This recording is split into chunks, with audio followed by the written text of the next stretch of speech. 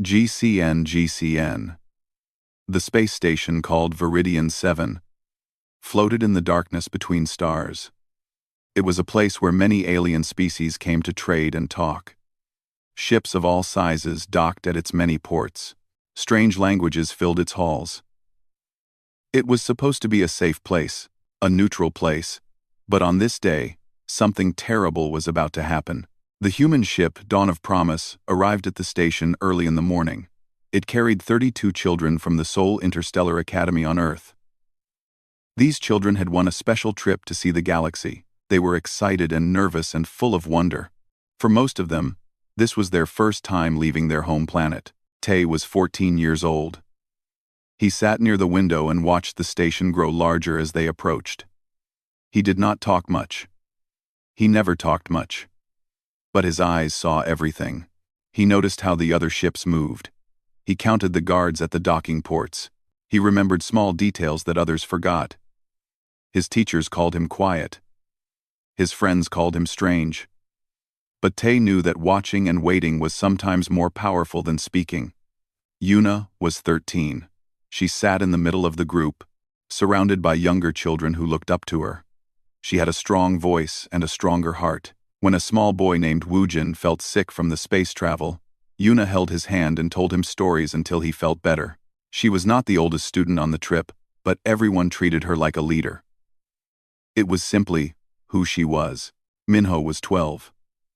He sat in the back of the ship, taking apart his translator device, just to see how it worked. His fingers were always busy.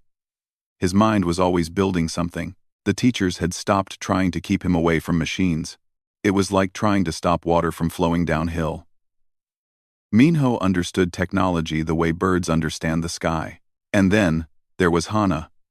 She was only 10 years old, the youngest student on the trip. She had big eyes and a sweet smile that made adults want to protect her. But behind that smile was a mind sharper than most people realized. Hana asked questions, so many questions. She asked about everything and everyone.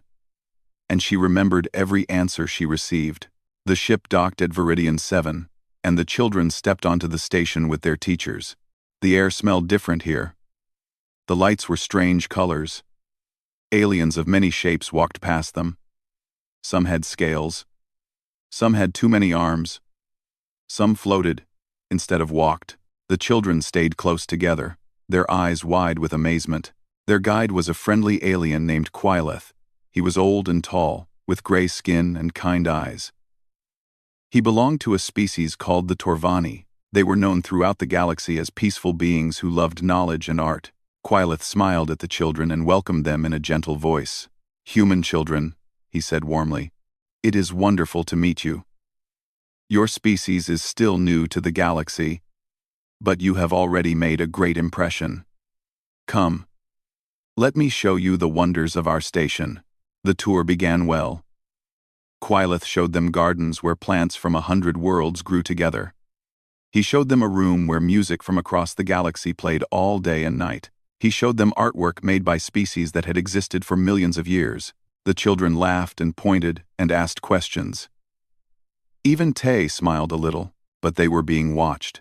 Commander Crix of the Veldrathi Empire stood in a dark observation room above the main hall. He was tall and covered in hard black shell.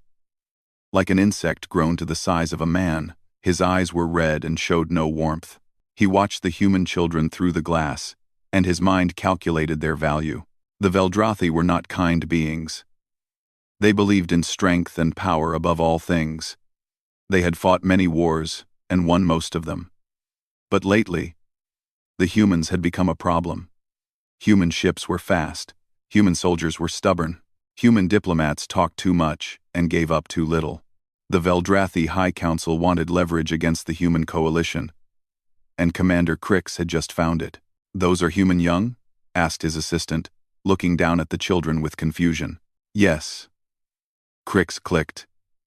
His species spoke with sharp sounds that came from their throats. "Small. Weak. Perfect. What are we going to do with them?" Crix turned his red eyes toward his assistant. "We are going to take them. Human adults will do anything to protect their young. Every species protects their young. It is simple biology. We take these children, and the human coalition will give us whatever we demand. The assistant hesitated. Should we not ask the High Council first? The High Council is slow and careful. I am not. Prepare the soldiers. We take them during the next part of their tour. When they enter the lower halls, it will be quick and quiet. No one will know until it is too late. The trap was set. An hour later, the children followed Quileth into the lower levels of the station. These halls were older and less crowded. The lights were dimmer. The sounds of the station faded away.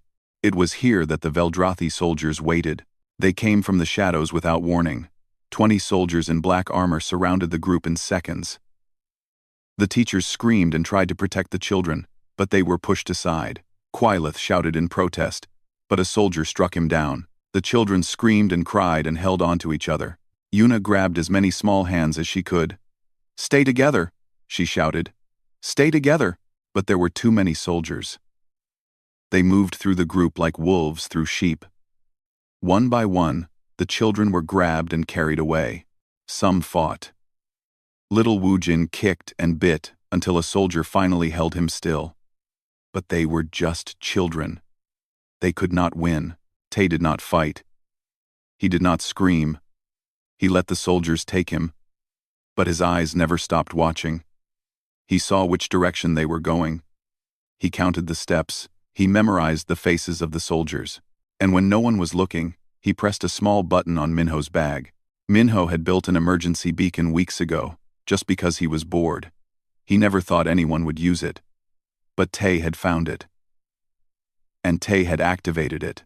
The signal flew out from the station, racing through space toward the nearest human outpost. The children were loaded onto a Veldrathi ship. They were given drugs to make them sleep. One by one, they closed their eyes and fell into darkness. The ship left the station and jumped into faster-than-light travel, heading toward a prison moon called Pale Cradle. Commander Crick stood over the sleeping children and felt satisfied. "So fragile," he said to himself. "So weak. They will break easily. And their parents will give us everything we want." He looked at Tay, who lay still on the cold floor. "This one did not even fight," Crix observed. "The weakest of them all." He turned and walked away, already planning his demands. But if he had looked more closely, he would have seen something strange. Tay's eyes were not fully closed. He had not taken all of the drug. He had held part of it under his tongue and spit it out when no one watched. Tay was awake. He was listening. He was learning. And somewhere in the darkness of space, a small beacon sent its message to humanity. It said only one thing. "Children, taken. Help us." The galaxy did not know it yet, but Commander Crix had made the worst mistake of his life. He had stolen human children. And humanity was about to teach him why the galaxy should never, ever do that. The news spread across the galaxy like fire through dry grass. 32 human children had been taken from a neutral space station. The Veldrathi Empire was responsible. And the entire galaxy held its breath. On the planet called Nexus Prime, the Galactic Council met in emergency session. This council was made up of representatives from hundreds of alien species. They gathered in a great circular room, sitting in seats that floated in the air. Normally, they argued about trade routes and border disputes. Today, they watched in silence as Ambassador Sok of the Human Coalition walked to the center of the room. Siok was a man in his 50s, with gray hair and calm eyes. He had spent 30 years as a diplomat. He had talked his way through wars and made peace between enemies. But today, there was no calmness in his voice. Today, there was ice. 12 hours ago, he said, his words filling the great chamber. Soldiers of the Veldrathi Empire attacked a group of children on a peaceful visit to Station Viridian 7. These children were students. They were there to learn. They were there to see the beauty of the galaxy. And your allies took them. He looked directly at the Veldrathi representative, a tall insectoid being who sat in the upper rows. "We want them back. All of them, unharmed. You have 48 hours. The Veldrathi representative stood. His name was not important.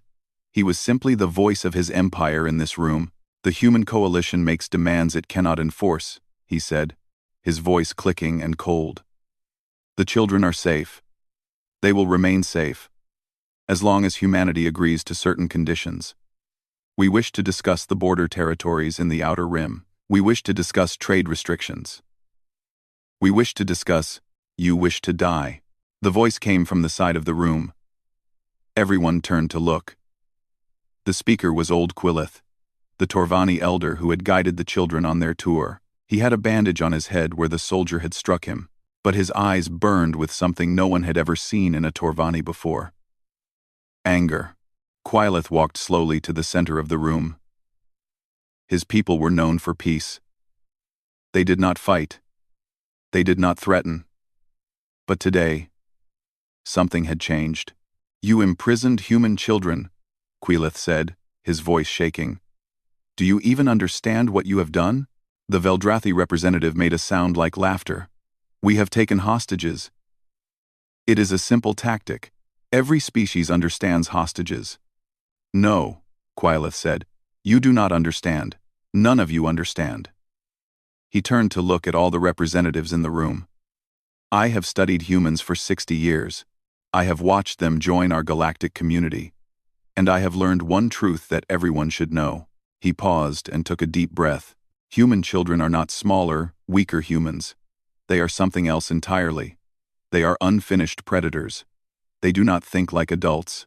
They do not follow rules like adults. They are creative in ways that terrify me. They are adaptive in ways I cannot explain.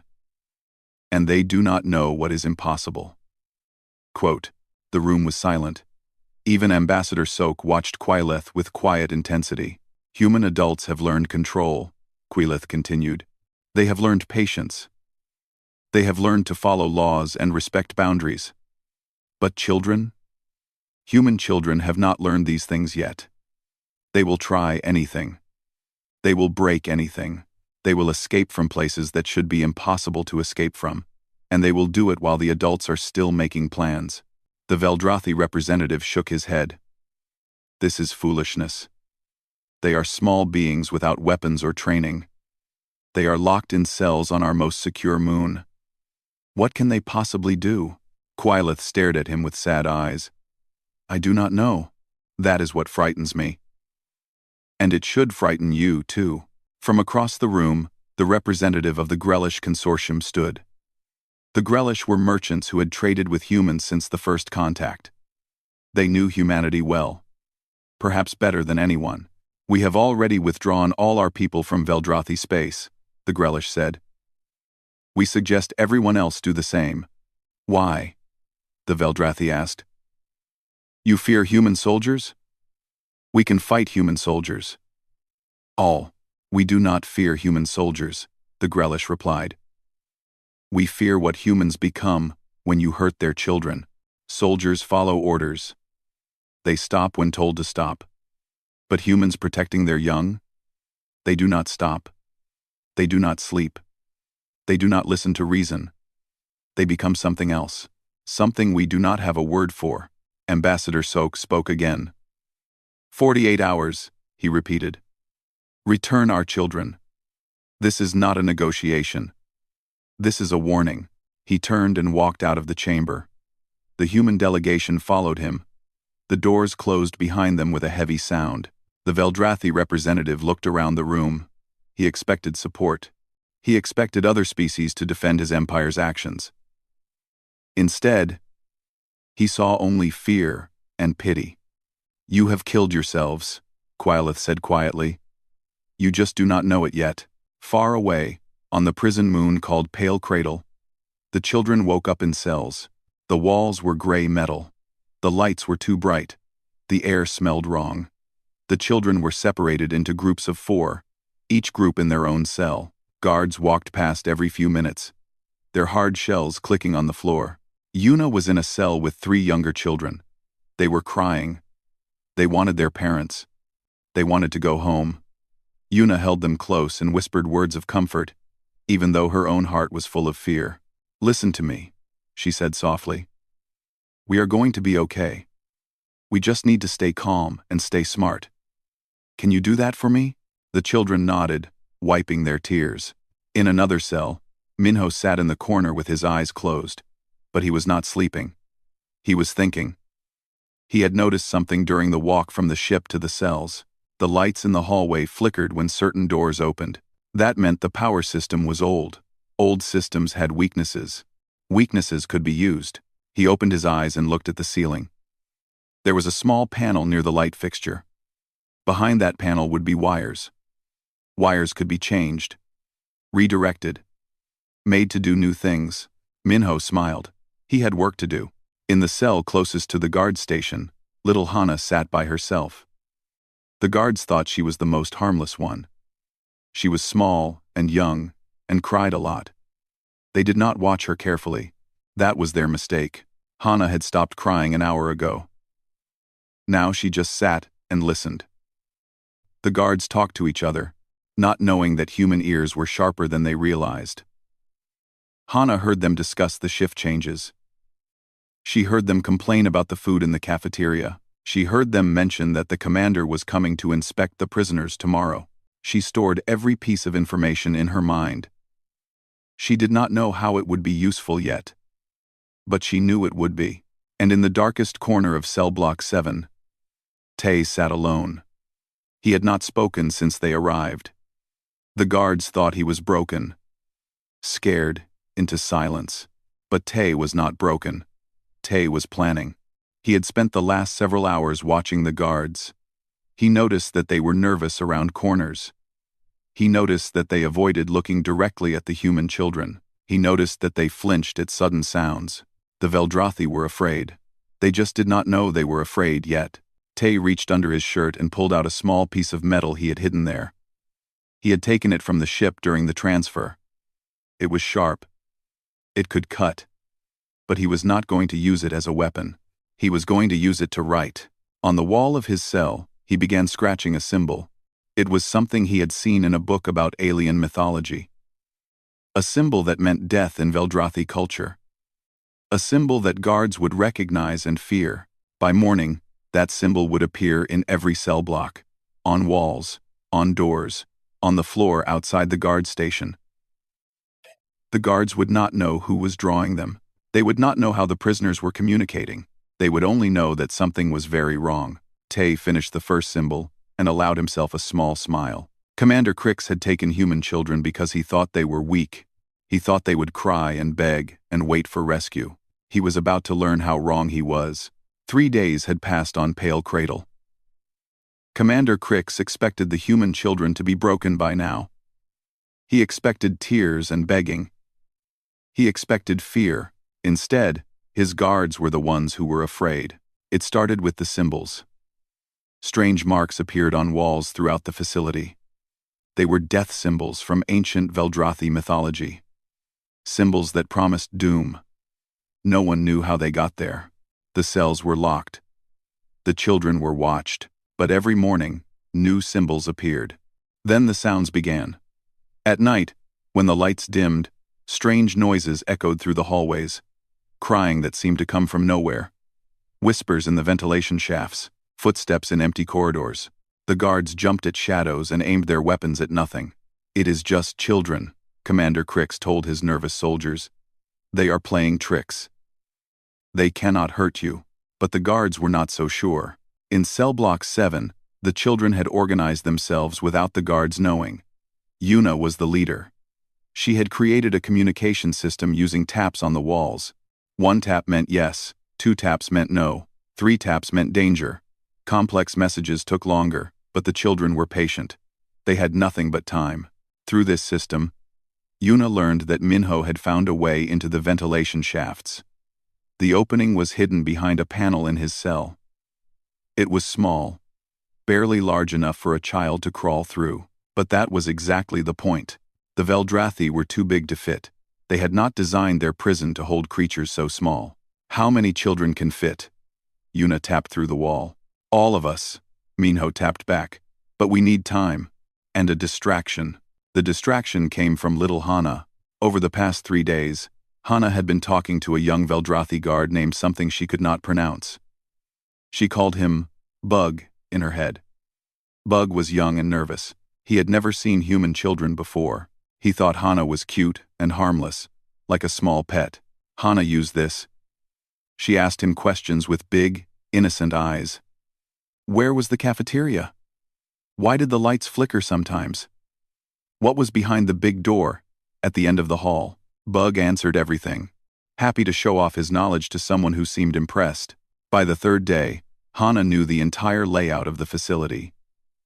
She knew where the power systems were located. She knew which guards were on which shifts. She knew that the big door at the end of the hall led to the docking bay where the ships were kept. She shared all of this through the wall tapping system. The other children listened and learned.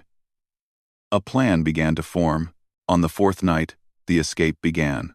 Minho had spent the previous day modifying his translator implant. The implant was a small device that allowed humans to understand alien languages. Minho had turned it into something else.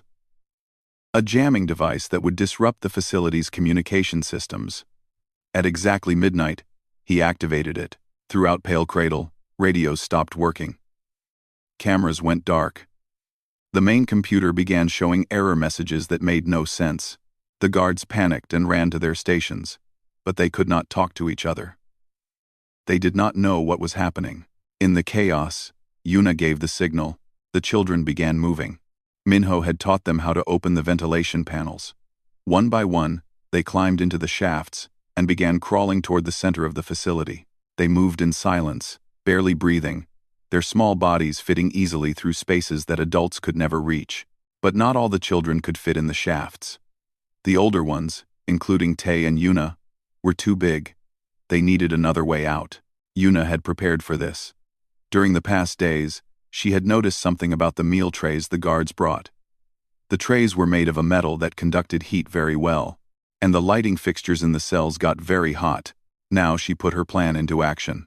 Using strips of cloth from their blankets, Yuna and the older children tied meal trays to the lighting fixtures. The trays heated up quickly. Too quickly. The heat triggered the fire suppression system in their cell block. Alarms screamed. Water poured from the ceiling. The cell doors automatically unlocked as part of emergency safety procedures. The older children burst out of their cells and ran. Guards appeared in the hallway, but they were confused and wet and could not communicate with each other.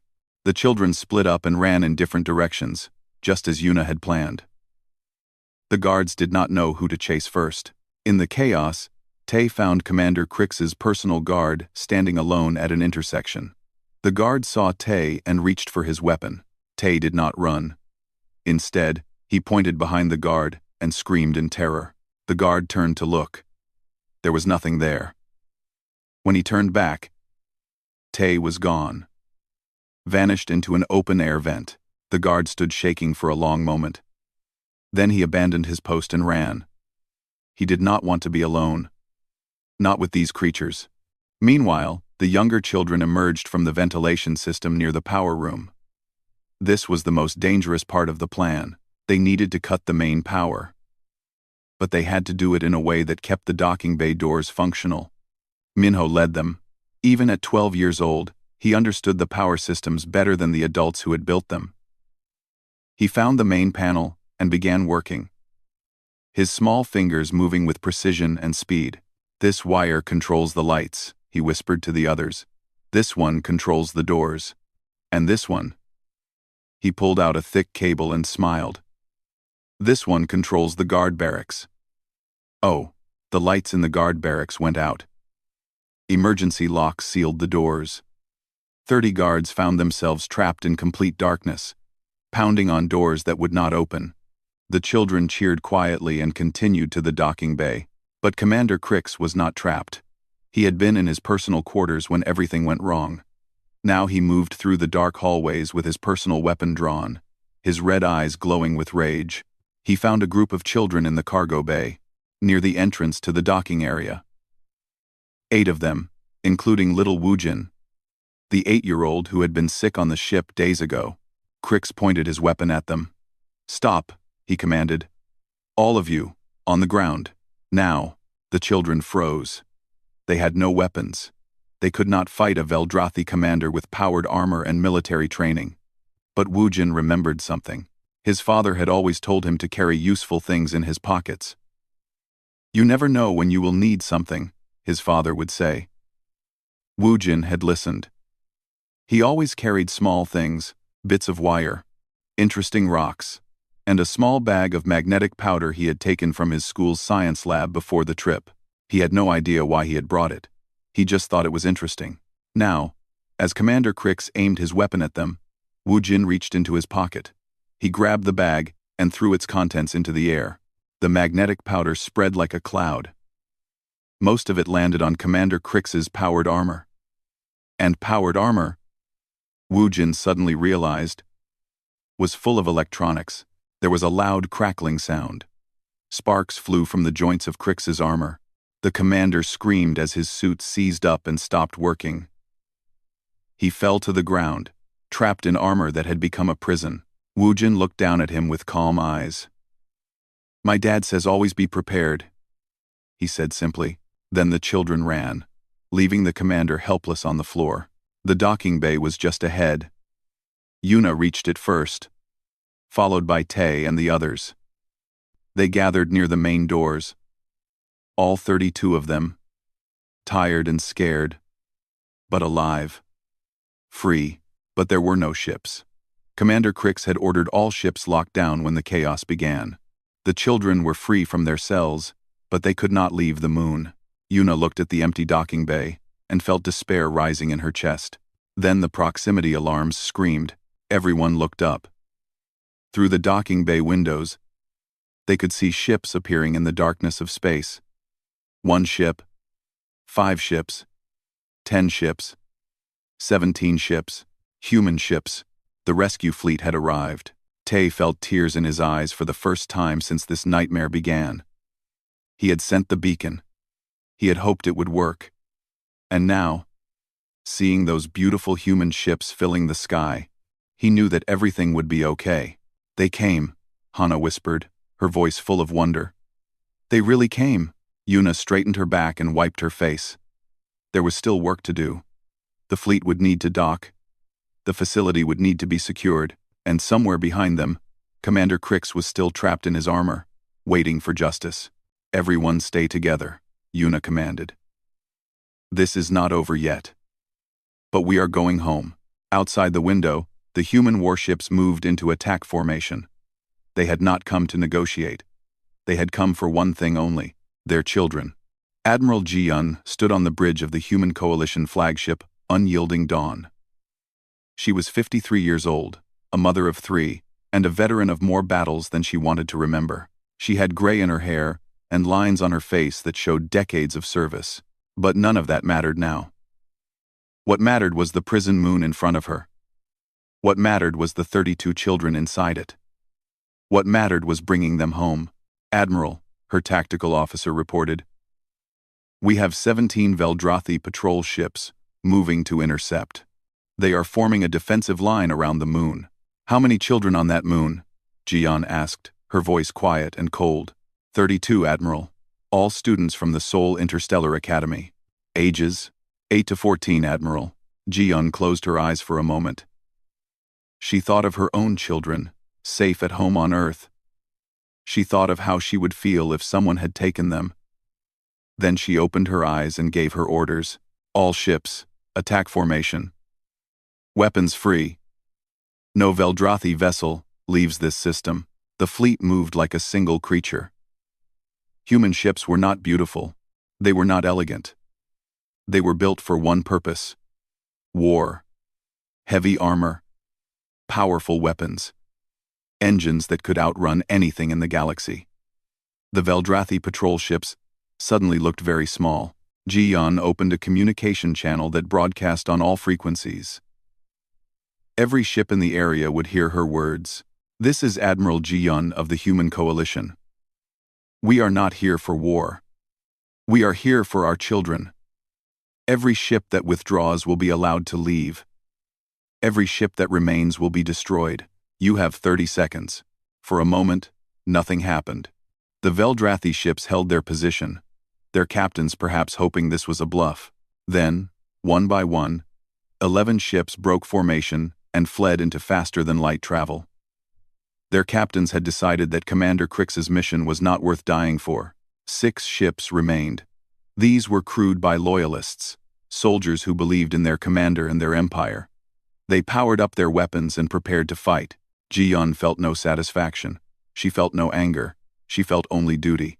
30 seconds have passed, she announced. All ships, fire. The battle lasted less than 3 minutes. Human weapons were designed by a species that had spent its entire history fighting itself. They had perfected the art of destruction in ways that other species could not imagine. Missiles that tracked their targets through dimensions. Energy weapons that cut through shields like paper. Warheads that created artificial black holes. Swallowing ships whole, the 6 Veldrathi ships did not stand a chance.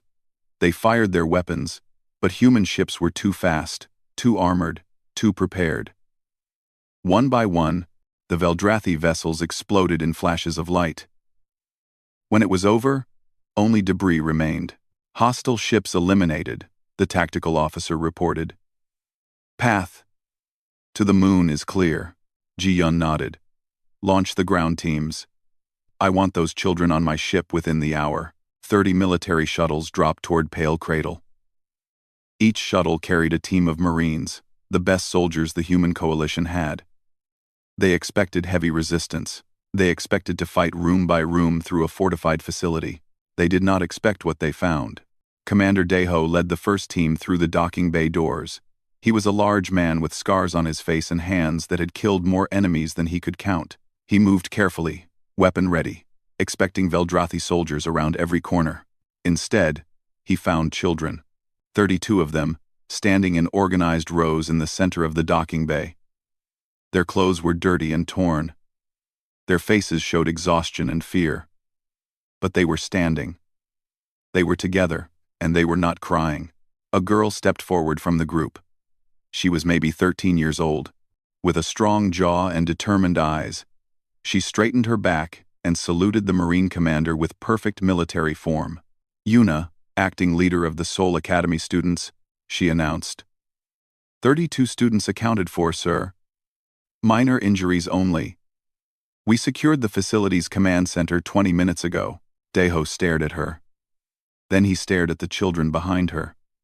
Then he looked around the docking bay, where 3 Veldrathi guards lay tied up with blankets and sheets, unable to move.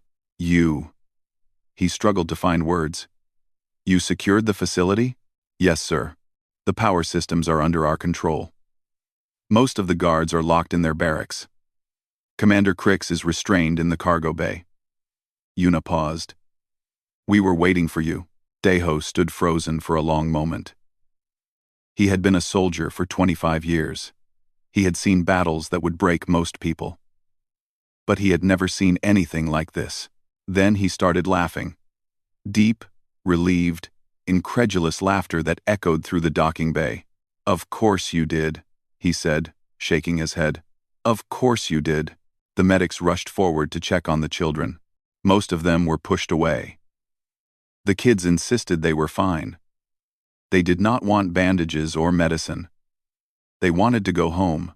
Minho had to be physically stopped from trying to fix the facility's computer systems before leaving. But I almost figured out how they built it, he complained. Daeho had to assign a Marine to literally carry the boy to the shuttle. Hana walked calmly to the shuttle, holding the hand of a smaller child. As she passed Daeho, she looked up at him with innocent eyes. The cargo bay is 3 hallways down and to the left, she said sweetly. That is where we left the bad commander. You should probably get him before he gets loose. Daeho sent a team immediately. They found Commander Crix still trapped in his disabled armor, lying on the floor exactly where the children had left him, on the unyielding dawn. Admiral Ji-yeon waited in the hangar bay for the shuttles to arrive. When the doors opened and the children walked out, she felt her heart break and heal at the same time. They were so young, so small, and they had survived something that would have destroyed most adults. Yuna walked up to the Admiral and saluted again. Mission complete, Admiral. All students are safe. Ji-yeon knelt down, so she was at eye level with the girl. You did something incredible, she said softly. You should be proud. For the first time, Yuna's strong face cracked. Tears appeared in her eyes. "I was so scared," she whispered. "Every moment.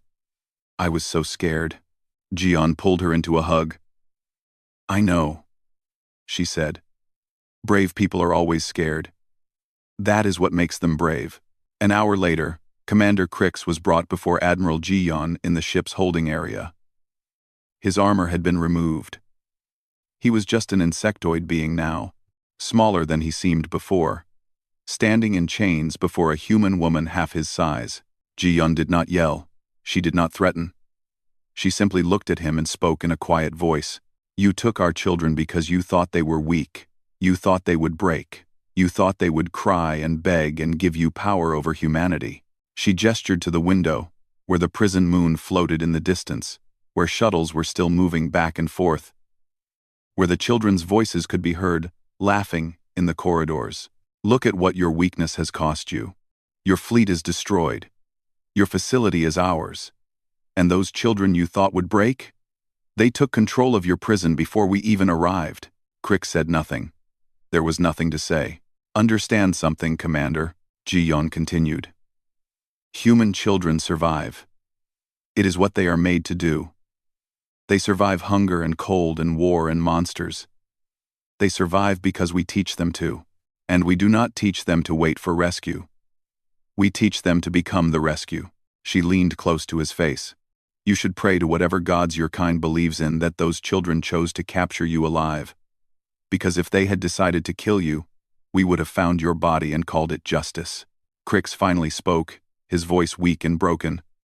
"They are just children. How could they do this?" Jian smiled, but there was no warmth in it. "They are human children," she said. "And you never should have touched them." She turned and walked away, leaving Commander Crix alone with his failure. Behind her, the children were eating their first real meal in days. They were calling their parents on the communication systems. They were hugging each other and crying tears of relief. They were going home. And across the galaxy, every species watched and learned a lesson they would never forget. Human adults were dangerous. Human soldiers were deadly. Human diplomats were cunning, but human children? Human children were something else entirely, something no one should ever threaten. 3 months passed. The galaxy changed. The Veldrathi government had no choice but to act. The entire galaxy watched. Every species remembered what had happened. And no one wanted to do business with a people who kidnapped children. Commander Crix was executed by his own government. They did it publicly, broadcasting the event across all galactic networks. The message was clear. "We did not approve of this. We are sorry. Please do not destroy us." A formal apology was sent to the Human Coalition. It was written carefully, using every diplomatic word that existed. The Veldrathi High Council admitted fault. They promised it would never happen again. They offered money and resources and anything else humanity wanted. Ambassador Sok accepted the apology with cold politeness. But everyone knew that something had changed. The relationship between humans and Veldrathi would never be the same. Trust, once broken, takes generations to rebuild. At the Galactic Council on Nexus Prime, Ambassador Sok presented a new resolution. It was simple and direct, as humans often were. Any act of aggression against human civilians under the age of 18 will be considered an act of war. There will be no negotiations. There will be no discussions. There will only be response. The resolution passed unanimously. No species voted against it. The Grellish representative later admitted that several species voted for it twice because they were too nervous to ask if that was allowed. Old Quileth of the Torvani was there that day. He had recovered from his injuries and returned to his duties. But he was different now. He had seen something on Viridian 7 that had changed him. He had watched small human children be taken by soldiers, and he had been helpless to stop it. The guilt would stay with him forever. After the vote, a human journalist approached him for an interview. The journalist asked many questions about the incident, about humans, about the galaxy's reaction. Finally, she asked the question that everyone wanted to know. What is the most dangerous thing in the galaxy? Quileth thought about this for a long time. He was old and had seen many things. He had watched civilizations rise and fall. He had studied species that no longer existed. He had knowledge that most beings could only dream of. Human warships are terrifying, he said finally. Their weapons can destroy planets. Human soldiers are relentless. They do not stop until victory or death. Human diplomats are cunning. They can talk their enemies into surrender without firing a shot. He paused and looked out the window at the stars. But if you ask me what I fear most, human children. Because human children do not know what is impossible. They have not learned their limits. And until they learn, nothing in the universe can stop them. The journalist published the interview. It spread across the galaxy within hours. Quillith's words became famous. They were quoted in schools and government meetings and military training programs. They became a warning and a promise. All at once. Back on Earth, the 32 children of the Seoul Interstellar Academy returned to their normal lives. This was intentional. Human psychologists understood something that aliens did not. Children need normalcy more than fame. They need school and friends, and boring days where nothing happens. They need to feel safe again. So the children were allowed to be children. Tay went back to his studies.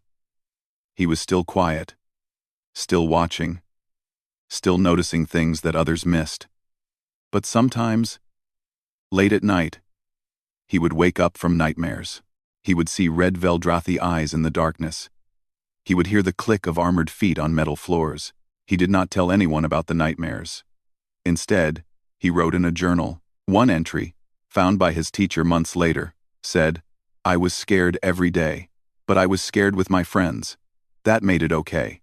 The teacher read those words and cried. Then she made copies and sent them to every parent of every child who had been taken. Somehow, those simple words from a quiet 14-year-old boy said everything that needed to be said. Yuna enrolled in the Human Coalition Naval Academy on her 18th birthday. She was 4 years too young for normal admission. They made an exception. She graduated at the top of her class in crisis management and emergency leadership. Her instructors said she had a gift for staying calm when everything was falling apart. They did not know that she had learned this gift in a prison on a cold moon, surrounded by crying children who needed her to be strong. Years later, Admiral Yuna would command her own fleet. But that is another story. Minho received 17 scholarship offers from engineering programs across human space. He accepted one on Mars, where the best technical minds in the coalition gathered to build the future. He specialized in emergency systems, designing beacons and communication devices that could work in any situation. His most famous invention was a distress beacon small enough to hide under a fingernail. It was designed for children. It was designed so that no human child would ever be truly alone, no matter where they were taken. The beacon became standard equipment for every school trip, every family vacation, every human vessel that carried young passengers. Minho called it the Never Again beacon. Everyone understood what he meant. Little Hana went back to elementary school. Her teachers noticed that she asked a lot of questions about buildings and security and how things were organized. They found this strange at first. Then they learned what she had done on Pale Cradle, how she had mapped an entire alien facility through innocent questions. The teachers decided not to worry. If anything, they felt safer knowing that Hana was around.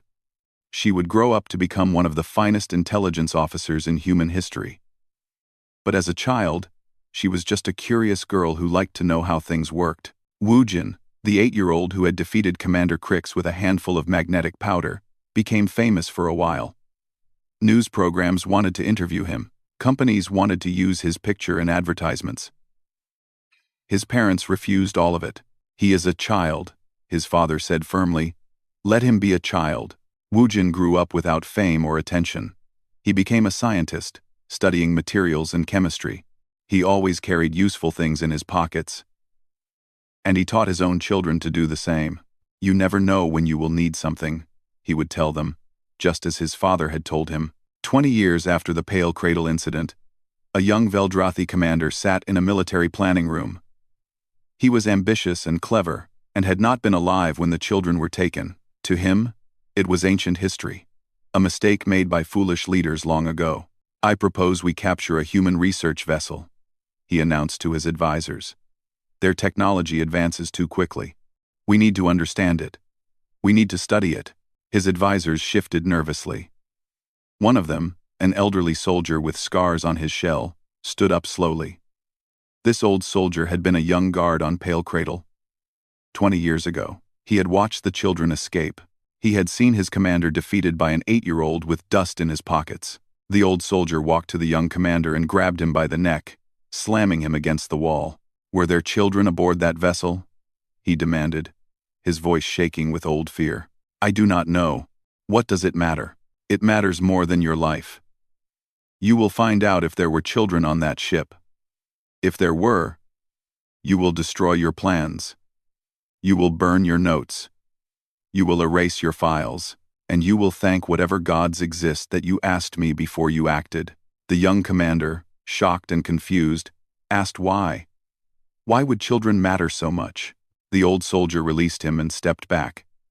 His eyes were distant, seeing memories that still haunted his sleep. "Because I was there," he said quietly.